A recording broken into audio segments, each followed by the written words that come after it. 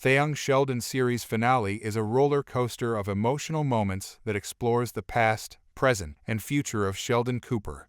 Unlike the majority of cancellations, Young Sheldon's end was decided not because of a lack of interest from the public. The Big Bang Theory spin-off has become the #1 comedy on TV, with the series regularly topping charts. Instead, Young Sheldon wrapped up because of the established canon. After 7 years, Sheldon's time in Texas is complete. But the special 1-hour series finale is more than just the boy genius story. In its last week, the family comedy drama ties up major narrative threads. The first half of the broadcast, Young Sheldon Season 7, Episode 13, Funeral, tackles the aftermath of George's unexpected death, with the focus of the narrative on how the Coopers deal with their respective grief. As expected, each member of the clan approaches it differently.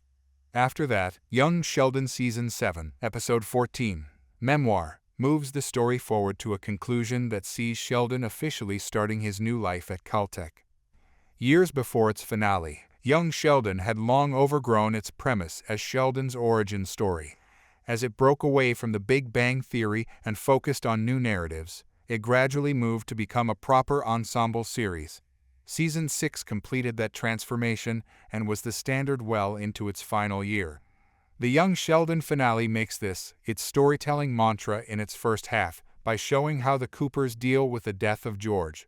The whole episode is heavy, and while it features a few comedic bits, it does a great job emphasizing how gut-wrenching George's death is.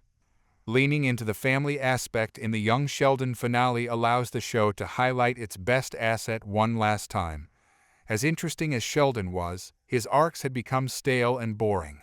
However, focusing on the clan dynamics and diversifying its storytelling not only made Young Sheldon more exciting, since not much was revealed about the Coopers in the Big Bang Theory, but it also made it more appealing to a broader audience because its plots were rooted in real human experiences. This allowed Young Sheldon to tackle darker but realistic themes such as death and other life setbacks. Admittedly, ending such a popular show was divisive. Even star Annie Potts called it a bad business decision. To make it worse, however, Young Sheldon wraps up in a shortened year due to the dual Hollywood strikes of 2023. It was clear from the start that this was a bad idea, as it meant that it would have to either rush its storytelling or drop certain plots altogether. Young Sheldon not having enough time to better send off the Coopers, especially those who don't have confirmed returns, is evident in its last 2 episodes. Since Young Sheldon is ending because of canon, the finale reestablishes its connection to its parent series by bringing back Jim Parsons Sheldon and Mayim Bialik's Amy. This marks the first time the pair revisits their roles since the Big Bang Theory ended in 2019. Their scene is set several years after they won the Nobel Prize in Physics and reveals that Sheldon has been working on his memoir, hence why he has been recalling his childhood in Medford.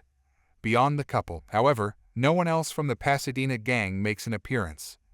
Penny is name-dropped, and there is Big Bang Theory memorabilia in Sheldon's office, but that's the extent of its tribute to the series. In any case, even if Young Sheldon wanted to keep the focus on Sheldon and his family, the finale could have done more to acknowledge its ties to the Big Bang Theory by having the older versions of Mary, Georgie, and Missy show up at adult Sheldon and Amy's home. This would have been a better way of bringing Sheldon's story full circle, especially given his rocky relationship with Georgie on the heels of George's death. Ultimately, Sheldon and Amy's Young Sheldon flash-forward scene is underwhelming. While Parsons and Bialik's chemistry is still there and the banter remains fun, it becomes a bit repetitive. The show could have done something else instead. In an episode that already leaves a few plots unresolved, the screen time could have been devoted to other scenes, such as a brief shot of the Pasadena gang or the Coopers in the future. It could have also been used to see Sheldon in the past properly saying goodbye to his Texas family as something that doesn't happen. In the end, the Young Sheldon series finale highlights the best thing about the show, which is the Coopers.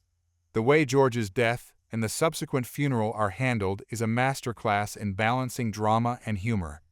Unfortunately, the final half hour of the doubleheader isn't able to match the storytelling quality, primarily because of time constraints. despite its lapses. However, Young Sheldon is still one of the better finales in recent years.